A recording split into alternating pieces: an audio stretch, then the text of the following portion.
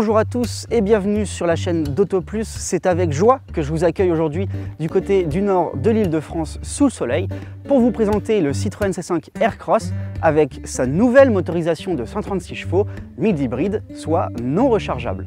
Avec son nouvel attirail, le constructeur veut donner à l'ensemble des conducteurs la possibilité de choisir ce type de motorisation et convaincre les derniers réfractaires à une hybridisation sur leur véhicule. Mais va-t-il y arriver? Eh bien c'est ce que nous allons voir aujourd'hui. Mais avant ça, on va vous présenter les caractéristiques de ce C5 Aircross. Il mesure 4,50 m de long pour 1,84 m de large et 1,69 m de haut. C'est tout simplement le véhicule le plus grand proposé au catalogue de chez Citroën. En 2022, le modèle a été restylé pour lui donner un look un peu plus moderne. En revanche, il est un petit peu perdu, je trouve, de la patte que faisait Citroën. Sur la face avant, le design a été largement modifié. Toutes les entrées d'air, globalement, ont été retravaillées. On en a de toutes nouvelles ici sur le côté, avec une forme qui est très actuelle sur les véhicules d'aujourd'hui. En partie basse, la grille a aussi perdu sa forme arrondie et on découvre une multitude de chevrons qui viennent s'élargir vers l'extérieur. Ça lui donne un look un petit peu aérodynamique. En revanche, ce qui est typique de chez Citroën, eh bien, ce sont ces deux bandes qui viennent relier de part et d'autre les feux au logo qui est inscrit sur la calandre. Et justement, ces feux, ils ont été un petit peu restylés. La partie basse est désormais cassée pour donner une forme un petit peu de V ou de chevron justement.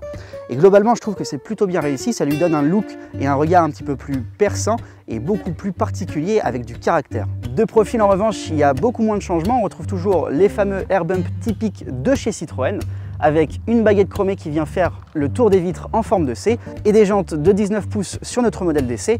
À l'arrière non plus, il n'y a pas énormément de changements. On retrouve toujours les feux avec la forme arrondie sur les côtés et qui viennent déborder un petit peu sur l'aile arrière. La forme à l'intérieur a en revanche été légèrement modifiée et retravaillée. On a toujours un énorme bouclier arrière pour signifier la stabilité et la robustesse du véhicule. La particularité sur cette motorisation, c'est que contrairement aux autres motorisations hybrides proposées sur le C5 Aircross, on n'a pas le droit au petit badge sur la malle de coffre. Et maintenant qu'on a fait le tour du propriétaire, je vous propose de visiter l'intérieur.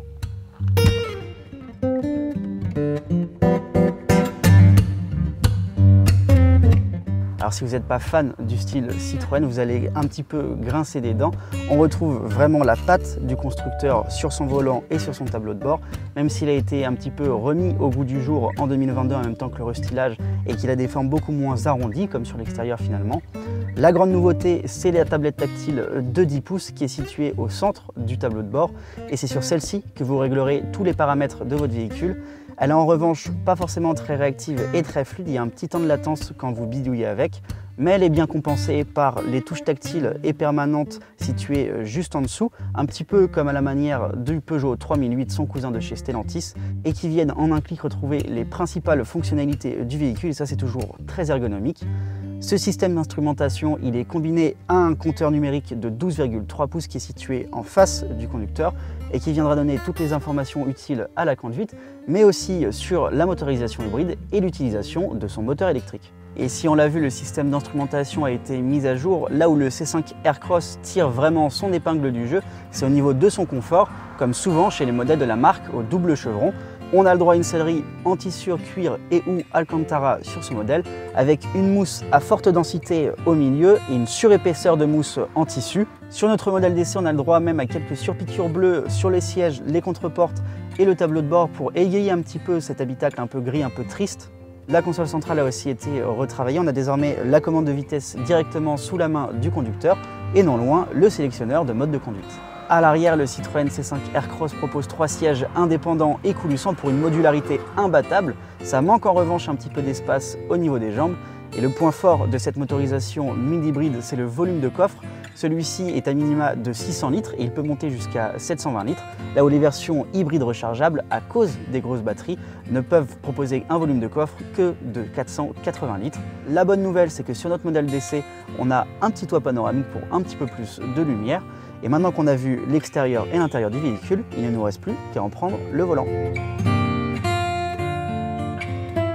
Pour sa technologie hybride, Citroën a choisi un moteur 3 cylindres 1,2 litre PureTech complètement repensé pour cette technologie avec 40% de nouveaux composants et il l'a associé à un moteur électrique synchrone à aimant permanent.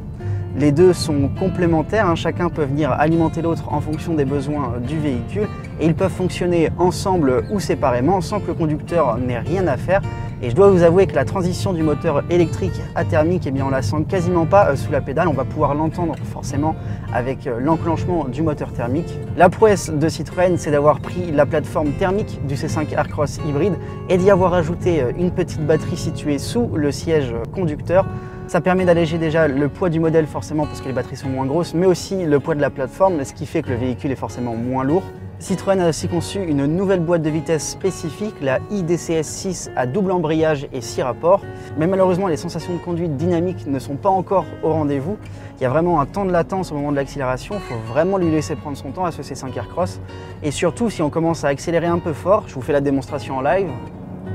Voilà, on entend très vite le moteur monter dans les tours. Et il a tout de suite un petit peu de mal à redescendre. Là, je suis à 4000 tours minute. Il va falloir attendre quelques secondes avant que le moteur ne puisse descendre sous les 2000 tours minute. Donc, il ne faut vraiment pas le brusquer, ce C5 Aircross, et y aller tranquille avec l'accélérateur. Mais du coup, en revanche, s'il manque de dynamisme, le confort de conduite, lui, il est toujours au rendez-vous. Avec le système de suspension hydraulique breveté de chez Citroën et exclusif à la marque, on ne ressent absolument pas les aspérités de la route. Il est hyper confortable, ce C5 Aircross, que ce soit derrière le volant ou au niveau de ses suspensions, du coup. Et ça, c'est vraiment agréable quand on conduit. En ce qui concerne la position de conduite, eh bien forcément, vu qu'on a la batterie sous le siège conducteur, on est un petit peu surélevé, mais c'est pas désagréable, ça permet de bien voir la route et de bien voir les compteurs aussi si on a bien réglé son volant. En plus de ça, quand on parlait de confort des suspensions, il y a aussi le confort du siège, dont on parlait tout à l'heure, qui rentre en compte. Et pour le coup, on a un très bon maintien latéral. Dans les virages, on n'est pas du tout ballotté et on reste vraiment dans l'axe du volant. Et forcément, l'avantage de cette motorisation hybride par rapport à un moteur thermique, c'est qu'on vient réduire la consommation en carburant. On vient économiser à peu près 15% de carburant en plus par rapport à un moteur thermique équivalent, donc le 130 chevaux avec la boîte automatique EAT8. Et forcément, les émissions de CO2 étaient revues au rabais. Le Citroën C5 Aircross avec ce moteur mid-hybride 136 chevaux n'émet plus que 129 grammes de CO2 par kilomètre. Résultat des courses, avec ce C5 Aircross hybride, Citroën peut-il vous faire passer justement sur une motorisation hybride? Eh bien, j'ai plutôt envie de vous dire oui, malgré les quelques petits défauts qu'on a pu lui trouver à la conduite. Citroën a encore une fois basé son modèle sur le confort de conduite et ça se ressent énormément. Les consommations sont aussi mieux maîtrisées comme les émissions de CO2. Mais là où l'on sent que Citroën mise vraiment sur sa motorisation hybride, c'est que ce nouveau moteur va venir remplacer l'ancien moteur thermique 230 chevaux couplé à la boîte EAT8. Il y aura désormais plus qu'une seule motorisation thermique chez Citroën pour ce C5 Aircross, à savoir la version 130 chevaux avec la boîte manuelle qui pourra rebuter certains acheteurs. Voilà, cette vidéo est terminée. Vous pourrez retrouver l'ensemble de nos contenus sur notre chaîne YouTube. Je vous souhaite une très belle journée ou une très belle soirée, c'est selon. Salut à tous, ciao!